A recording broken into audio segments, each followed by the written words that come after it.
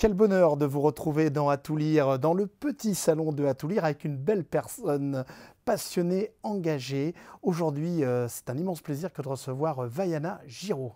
Bonjour Léo. Bonjour Vaiana. Alors on va parler à travers ces ouvrages du chant polynésien et j'ai plein de questions à te poser, tu peux l'imaginer. Déjà peut-être commencer par nous expliquer comment on peut mettre ce chant polynésien dans un ouvrage, comment on fait rentrer ces voix dans un ouvrage. C'était d'abord un objectif en fait. C'est de là qu'est partie cette série, c'est qu'on se disait tous ces artistes du Heiva qui travaillent des mois et des mois sur leur spectacle, sur leur thème, sur ces 6 mois d'efforts quasiment et des budgets énormes derrière pour une soirée de passage sur Toata. Et on s'est dit qu'on avait vraiment envie d'attraper un petit peu de la magie de Toata, cette étincelle, et de la fixer finalement dans un livre qui serait un bel ouvrage. Donc ça a été une collaboration d'abord avec les groupes parce qu'il a fallu bien sûr qu'ils participent au projet, qu'ils donnent leur autorisation. On a demandé en fait à chaque participant de choisir de son point de vue le plus beau chant de son spectacle. Et c'est comme ça que ces ouvrages sont nés. Alors je confirme pour ceux qui nous regardent que c'est un bel ouvrage, enfin en tout cas ils sont très joliment réalisés, il y a de belles photos et on en parlera tout à l'heure. Pourquoi 2 années je crois, 2016 et puis aide-moi un petit peu. 2017 pour l'instant. Parce qu'il y a eu un petit souci ou alors tu peux expliquer? Non, alors c'était pas un souci, c'est que 2016 ça a été un cru quasiment exceptionnel. En fait on a chaque année quasiment une vingtaine de groupes de chant et on a entre 12 et 15 groupes de danse. Et cette année-là on a eu 20 groupes de danse, c'était en tout cas le plus gros Heiva qu'on ait en mémoire et qui nous a même obligés à rajouter une semaine de concours. On est passé à 3 semaines de concours au lieu de 2 et pour nous c'est un joli point de départ de commencer avec cette édition extraordinaire. Et ensuite on a poursuivi la série avec 2017 et on devait bien sûr faire 2018 et 2019 et puis bon, cette année 2020 un peu catastrophique au niveau budgétaire nous a obligés à différer, mais ce sont les 2 premiers ouvrages d'une série qu'on compte bien poursuivre. C'est tout le mal qu'on vous souhaite. En tout cas, qu'est-ce qu'on trouve à l'intérieur? Parce que finalement, on parle du chant polynésien, mais c'est quoi? C'est sous forme d'histoire, sous forme de texte? J'ai vu qu'il y avait de la photo. Rentre un petit peu, s'il te plaît, pour nous dans le détail de la magie de ces livres. D'abord, c'était de mettre en valeur, c'est vrai qu'un chant, c'est plutôt de l'oral, hein, mais on voulait d'abord mettre en valeur le texte. Parce que dans la plupart des choix des groupes, les thèmes sont attachés à des légendes, à des faits historiques, à des héros. Et c'était un peu l'idée de mettre en valeur les choix qu'ils avaient fait au niveau des thèmes. Donc on a d'abord, bien sûr, le chant en Reo-Tahiti. Ensuite, on a sa traduction en français et comme on était parti, comme tu le dis, sur un bel ouvrage, on a voulu également le traduire en anglais en se disant que c'était un beau souvenir pour des gens qui étaient venus voir un Heiva de repartir avec quelques chants quand même. Et on a sollicité les photographes accrédités du Heiva pour qu'ils participent à l'édition et la plupart nous ont suivis avec beaucoup de plaisir. Et donc on a également de très très belles photos qui viennent illustrer en fait la thématique et le chant pour chaque groupe. Alors, tu m'aides pour la question qui va suivre. Finalement, c'est pour qui ce livre? Ça s'adresse à qui? Ça s'adresse à tous les amoureux de la culture polynésienne. Ça peut être aussi bien nos propres danseurs, les Polynésiens eux-mêmes, parce qu'on a tellement de plaisir à pouvoir retrouver des chants, peut-être à avoir le temps de mieux le comprendre, parce qu'il y a la traduction, parce qu'on peut le lire, retrouver un petit peu de la magie qu'il y a eu sur Toata avec les costumes, tout ce qui est végétal et retrouver un petit peu ce côté spectacle. Mais surtout, ce qui est intéressant et important pour nous à travers ces livres, c'est de permettre aux gens d'entendre le chant.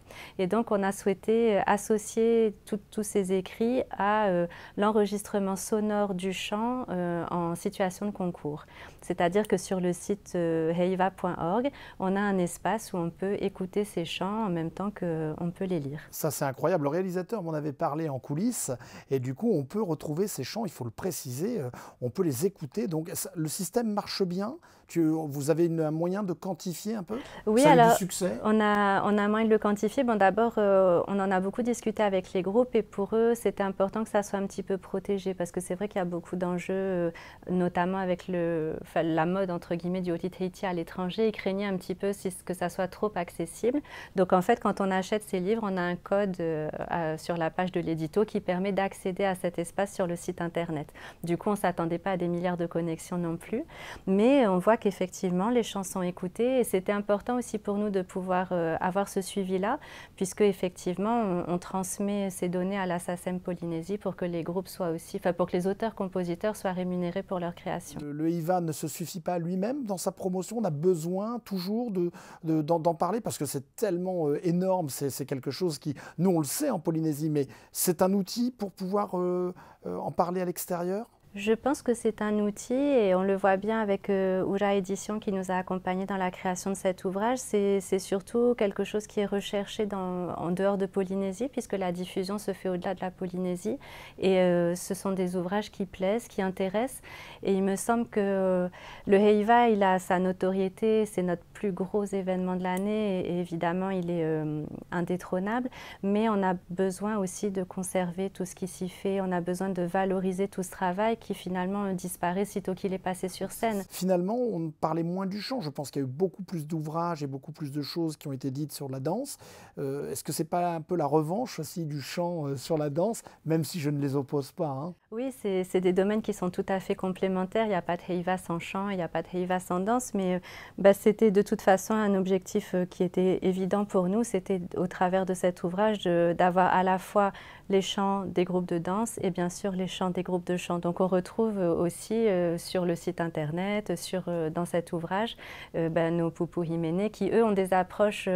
On le voit bien dans le livre, en fait, les groupes de chant traditionnels vont avoir des textes très longs parce qu'ils racontent une légende, ils racontent leur commune, ils racontent leur vallée, etc.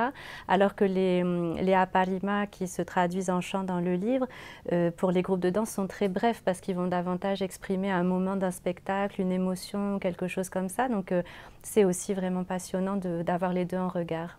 Alors, une question un peu naïve, hein, Vaiana, est-ce que finalement ce sont des chants anciens ou ce sont aussi des créations d'aujourd'hui?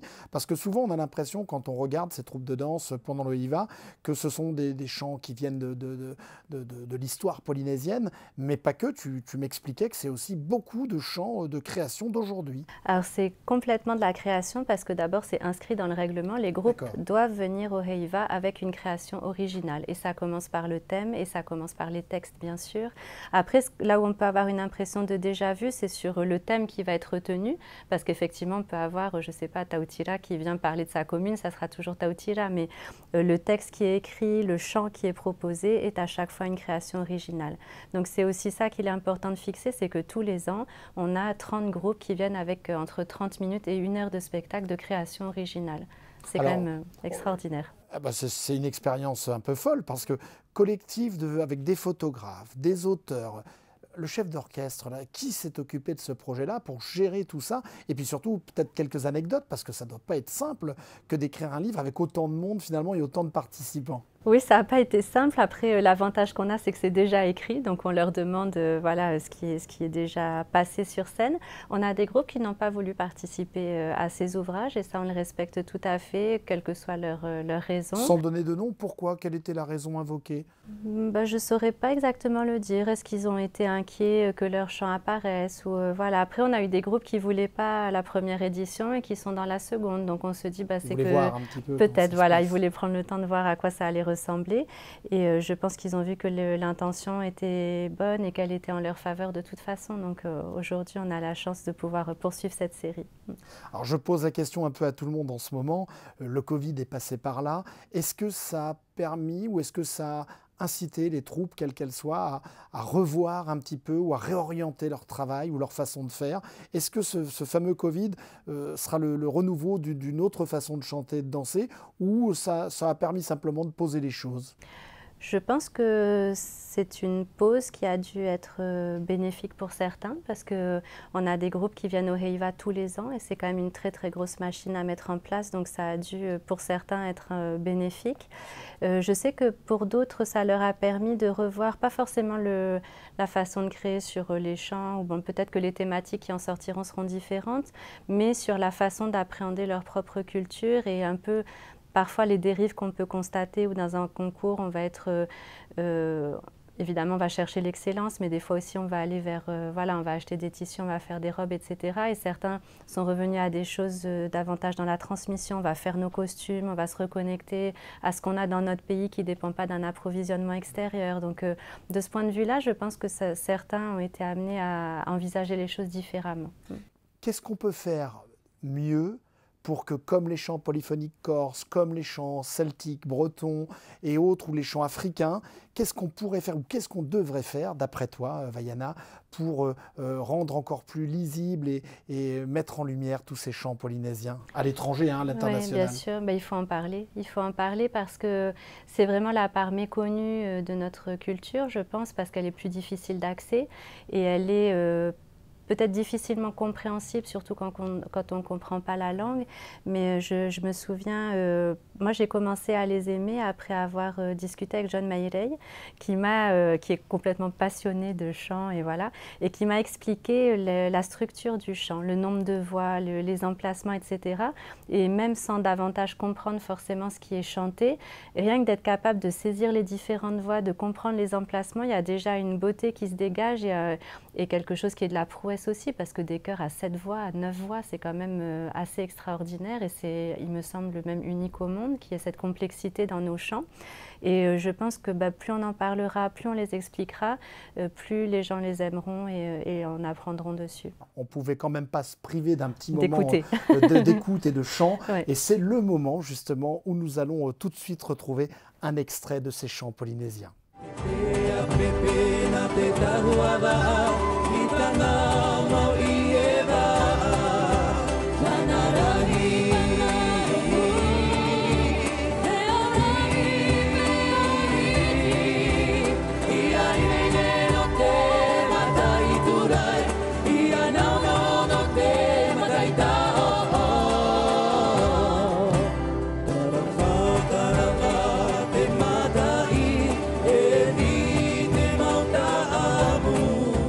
C'était un bel extrait du groupe Hitireva, une chanson qui a d'ailleurs fait le tour des radios et qu'on a retrouvé à peu près dans tous les spectacles de danse toute l'année qui a suivi.